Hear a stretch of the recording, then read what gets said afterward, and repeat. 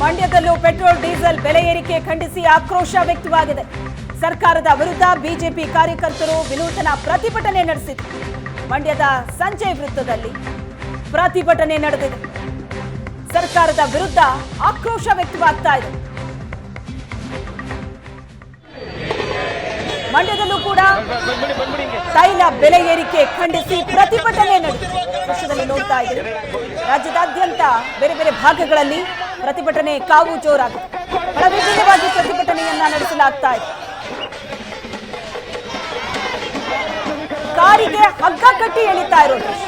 ಅಂದ್ರೆ ಇದೇ ರೀತಿ ತೈಲ ಬೆಲೆ ಏರ್ತಾ ಇದ್ರೆ ಪೆಟ್ರೋಲ್ ಡೀಸೆಲ್ ಹಾಕ್ಸೋದೇ ಅಲ್ಲ, ಇದೇ ರೀತಿ ಹಗ್ಗ ಕಟ್ಟಿ ವಾಹನಗಳನ್ನ ಎಳ್ಕೊಂಡು ಹೋಗ್ಬೇಕಾಗತ್ತೆ ಅನ್ನೋದ್ರ ಮೂಲಕ ಸರ್ಕಾರದ ವಿರುದ್ಧ ಮಂಗಳೂರಿನಲ್ಲಿ ಆಕ್ರೋಶ ವ್ಯಕ್ತಪಡಿಸಿದ್ರೆ, ಬೆಂಗಳೂರಿನಲ್ಲಿ ಸರ್ಕಾರದ ಈ ನಿರ್ಧಾರಕ್ಕೆ ಯಾವ ರೀತಿ ಆಕ್ರೋಶ ವ್ಯಕ್ತವಾಗ್ತಾ ಇದೆ ಅನ್ನೋದನ್ನ ನೋಡ್ತಾ ಇದ್ದೀವಿ. ಮಂಡ್ಯದಲ್ಲೂ ಕೂಡ ಪ್ರತಿಭಟನೆ ಕಾವು ಬಹಳ ಜೋರಾಗಿದೆ.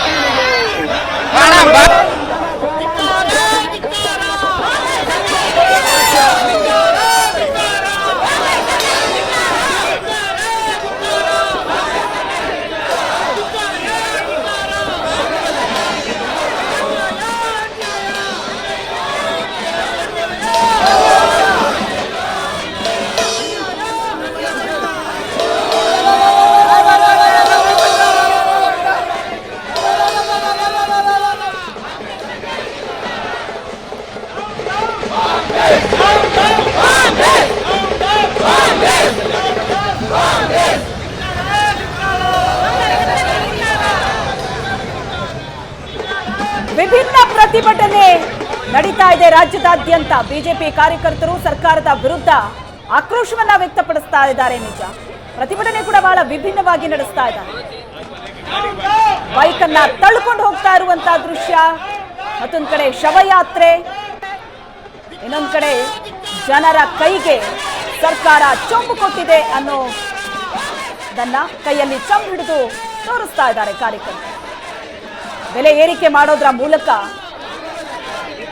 ಕಾಯ್ದ ಮೇಲೆ ಬರೆ ಎಳೆದಿದೆ ಸರ್ಕಾರ.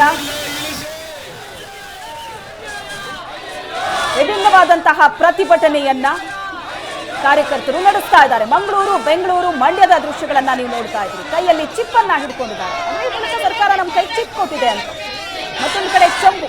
ಕಳೆದ ಎಲೆಕ್ಷನ್ನ ಸಂದರ್ಭದಲ್ಲೂ ಕೂಡ ಈ ಚೊಂಬು ಪಾಲಿಟಿಕ್ಸ್ ಅನ್ನೋದು ಎಷ್ಟರ ಮಟ್ಟಿಗೆ ಸದ್ದು ಮಾಡಿತ್ತು ಅನ್ನೋದನ್ನ ನೋಡಿದ್ದೀವಿ. ಈಗ ಅದೇ ಚೊಂಬನ್ನ ಕೈಯಲ್ಲಿ ಹಿಡಿದು ರಾಜ್ಯ ಸರ್ಕಾರವೇ ರಾಜ್ಯದ ಜನರಿಗೆ ಚೊಂಬು ಕೊಟ್ಟಿದೆ ಅನ್ನೋ ಮೆಸೇಜ್ ಅನ್ನ ಕೊಡ್ತಾ ಇದ್ದಾರೆ.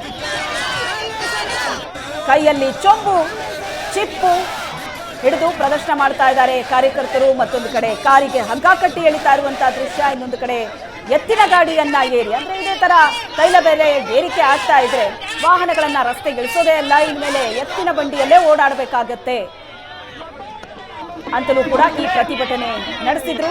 ಇನ್ನೊಂದು ಕಡೆ ಶವಯಾತ್ರೆ. ರಾಜ್ಯ ಸರ್ಕಾರದ ಈ ಒಂದು ನಿರ್ಧಾರಕ್ಕೆ ಬಹಳ ದೊಡ್ಡ ಆಕ್ರೋಶವನ್ನ ಬಿಜೆಪಿ ವ್ಯಕ್ತಪಡಿಸ್ತಾ ಇದೆ.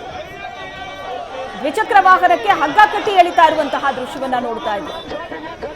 ತೈಲ ಬೆಲೆ ಏರಿಕೆ, ಈಗಾಗಲೇ ಅಗತ್ಯ ವಸ್ತುಗಳ ಬೆಲೆ ಏರಿಕೆಯಿಂದ ಜನ ಕಂಗಾಲಾಗಿದ್ದಾರೆ. ಅಂಥದ್ರಲ್ಲಿ ಮತ್ತೆ ಪೆಟ್ರೋಲ್ ಡೀಸೆಲ್ ಬೆಲೆ ಏರಿಕೆ ಮಾಡಿದ್ರೆ ಜನ ಬದುಕೋದು ಹೇಗೆ ಅಂತ.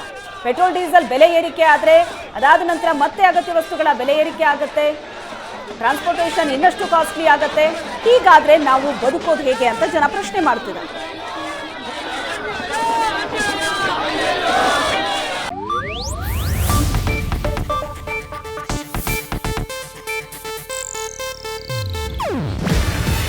ಇದು ಏಷ್ಯಾನೆಟ್ ನ್ಯೂಸ್ ನೆಟ್ವರ್ಕ್ ಪ್ರಸ್ತುತಿ. ನೀವು ನೋಡ್ತಿದ್ದೀರಾ ಏಷ್ಯಾನೆಟ್ ಸುವರ್ಣ ನ್ಯೂಸ್.